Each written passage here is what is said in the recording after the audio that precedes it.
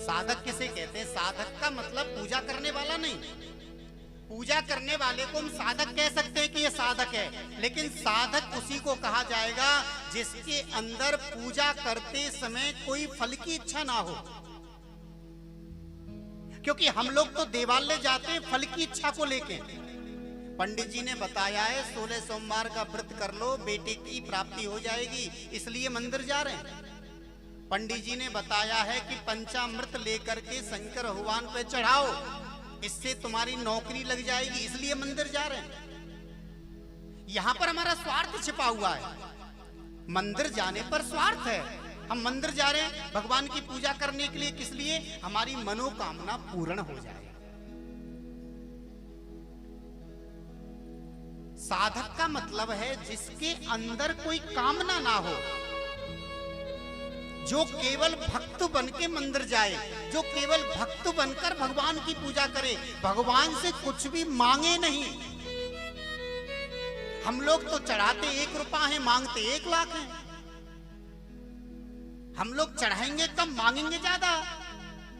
हम लोगों ने तो भगवान को भी एक रिश्वतखोर बना दिया कि भगवान को इतना चढ़ाएंगे तो इतना मिलेगा। ऐसा नहीं है। आप स्वार्थ लेकर यदि भगवान की पूजा करते हैं, आप साधक नहीं हो सकते। साधक का मतलब है जिसमें कोई स्वार्थ ना हो, कोई कामना ना हो। देखिए भगवत प्रेमियों, सुदामा जी को देखो ना, सुदामा जी साधक थे। सुदामा जी द्वारका गए, सोने की द्वारका, धन की कोई कमी नहीं, लेकिन इतनी बड़ी सोने की द्वारका में सुदामा जी ने 1 तोले सोने की मांग नहीं की। हे प्रभु मुझे सोना दे दो, हे प्रभु मुझे धन दे दो। क्योंकि सुदामा जी कहते हैं कि हे प्रभु मैं अगर मांगू तुझे, पर तू ना देना कुछ मुझे, वरना ये भक्त नहीं मजदूर हो जाएगा, मजदूर हो जाएगा। भक्त वही है जिसने कोई कामना नहीं की। भक्ति 2 प्रकार की होती है, निष्काम और सकाम। सकाम भक्ति का मतलब है जिसमें कोई कामना हो, और निष्काम भक्ति का मतलब है जिसमें कोई कामना ना हो। और लगभग हम सब लोग निष्काम भक्ति, सकाम भक्ति करते हैं, कामना को लेकर भक्ति करते हैं। भक्ति में कोई कामना मत रखो। प्राय मैं एक कथा सुनाया करता हूं, आज भी सुनाऊंगा। जैसे कोई भक्त था, उसने ब्रह्मा जी का भजन किया,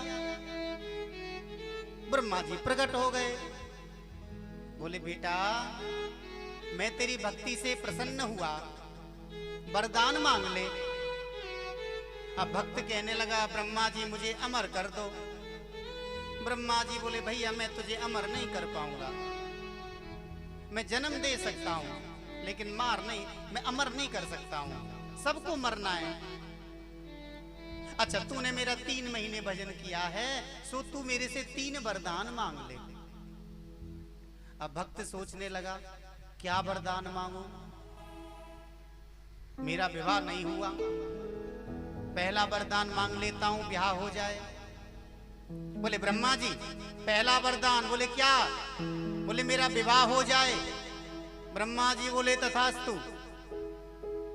बोले दूसरा वरदान? बोले ब्रह्मा जी खुद ही सोचो, जब विवाह हो जाएगा तो रहने को मकान भी चाहिए। बोले दूसरा वरदान मेरा एक अच्छी सी कोठी बन जाए। बोले तथास्तु। बोले तीसरा वरदान? अब भक्त सोचने लगा क्या मांगू। फिर उसने दिमाग लगाया, कलयुगी मनुष्य था ना, अपने दिमाग को घुमाया, बोला ब्रह्मा जी। ब्रह्मा जी बोले क्या? तूने 2 वरदान मांग लिए, तीसरा भी मांग ले। बोले ब्रह्मा जी मैं जब चाहूं तब 3 वरदान और मांग लूं। अब ब्रह्मा जी चक्कर में फंस गए। विवाह हो गया, अच्छा सा मकान बन गया। एक दिन बारिश आने लगी। अब देखिए ना बाबा की कृपा, सुबह से बारिश हो रही है। अब कथा शुरू हुई, थोड़ी देर को बारिश बंद हो गई। अब भले आने लग जाए कोई चिंता नहीं है। और हमारे गोयल जी ने तो पहले ही कह दिया था कि हम कार्यक्रम ऐसी जगह पर कराएंगे जहां बारिश का कोई प्रभाव ना पड़े। हम सब सुरक्षित हैं, कितनी भी बारिश पड़ती रहे।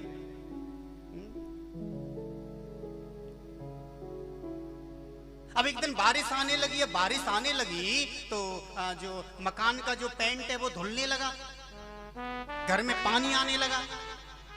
अब कमरे में ही बेड पे सो रहा है, लेटा हुआ है, अंदर से ही आवाज लगाई, ब्रह्मा जी ब्रह्मा जी ब्रह्मा जी। ब्रह्मा जी बेचारे दौड़े आ गए, बोले क्या चाहिए? बोला पहला वरदान दो, ये बारिश बंद हो जाए। बोले तथास्तु। दूसरा वरदान दो, मेरे घर के ऊपर कभी बारिश का पानी ना गिरे। बोले तथास्तु। बोले तीसरा? बोले जब चाहूं तब 3 वरदान और मांग लूं।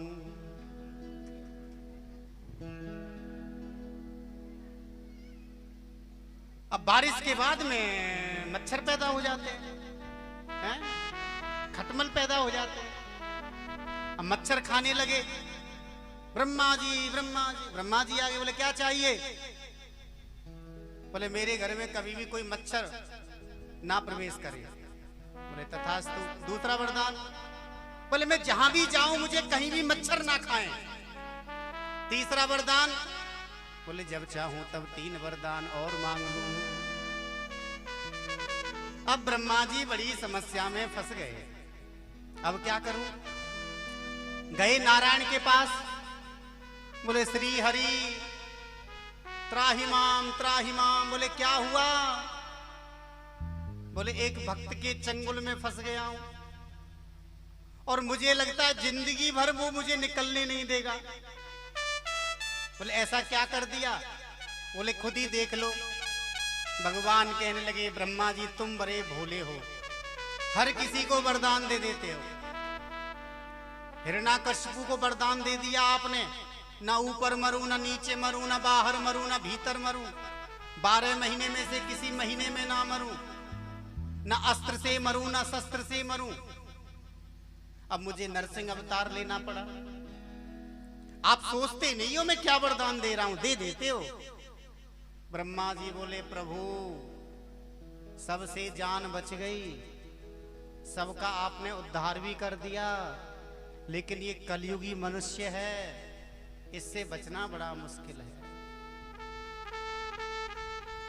भगवान बोले ठीक है ब्रह्मा जी तुम्हारी रक्षा करते हैं। सरस्वती देवी को भक्ति की जिब्या पे बिठा दिया। अब भक्त ने आवाज लगाई ब्रह्मा जी ब्रह्मा जी। ब्रह्मा जी आ गए, बोले क्या चाहिए? बोले पहला वरदान मेरे घर में संतान नहीं है, संतान हो जाए। बोले तथास्तु। बोले दूसरा वरदान? बोले इतना धन दे दो कि 7 पीढ़ी बैठकर खाएं। बोले तथास्तु। अब ब्रह्मा जी अंदर ही अंदर उनको डर लग रहा है, इस बार भी कहीं 3 वरदान ना मांग ले। अब ब्रह्मा जी कह रहे बोल क्या चाहिए तीसरा वरदान? बोले प्रभु थोड़ा सोचने दो, नहीं धैर्य रखो, जल्दी मांगो, मुझे और भी जगह जाना है। बोले प्रभु तीसरा वरदान। ब्रह्मा जी कांप रहे, बोले मांग क्या चाहिए? बोले तीसरा वरदान मेरी मुक्ति हो जाए। ब्रह्मा जी बोले भैया तू मुक्ति ले ले चाहे भक्ति ले ले, पर मेरो पीछो छोड़ दे भैया। भगवान भी बेचारे परेशान हो जाते हैं भक्त की इच्छाओं को सुन सुन करके। और हम लोग भी बड़े निराले हैं, कहीं भी जाएंगे, किसी भी तीर्थ स्थान पर जाएंगे, वहीं पर मांगने लग जाएंगे। पहली बार गए वहीं पर मांगने लग गए। ये शिव महापुराण हमें क्या सिखा रही है? आप साधक बनो, और साधक भी अनन्य साधक बनो। अनन्य का मतलब क्या? ना अन्य से अनन्य, जिसके जीवन में एक के सिवा कोई अन्य ना हो। मानो सबको, सबकी पूजा करो, लेकिन विश्वास एक के ऊपर करो। एक है साधे सब सधे, सब साधे सब जाए। गीता जी में भगवान श्री कृष्ण अर्जुन से कहते हैं कि अर्जुन अनन्यास चिंतयन्तो माम ये जना परुपासते तेषां नित्यभियुक्ता नाम योग क्षेमम वहामयम। जो अनन्य पूर्वक मेरा चिंतन करता है उसका मैं कल्याण करता हूँ, अपने हृदय में उसे मैं धारण करता हूँ। और हम लोग दर दर भटकेंगे, 4 महीने भोले बाबा की पूजा की, भोले बाबा ने नहीं सुना तो भोले बाबा को छोड़ दिया। किसी पंडित जी ने कह दिया कि राधा कृष्ण की पूजा करो, फिर उनकी पूजा करने लग गए, वहां से कुछ नहीं मिला तो उनको छोड़ दिया। फिर राम जी को पकड़ लिया, राम जी से कुछ नहीं मिला, फिर यूट्यूब में प्रवेश कर गए, वहां पर बड़े बड़े विद्वान आ गए आजकल, कोई कुछ उपाय बता रहा है, कोई कुछ उपाय बता रहा है, उनमें भटक गए। कहने का मतलब हमारा जीवन ऐसे ही भटकता रहता है। लेकिन शिव महापुराण हमें सिखा रही है ध्यान देना कि साधक बनो और साधक भी एक के बनो।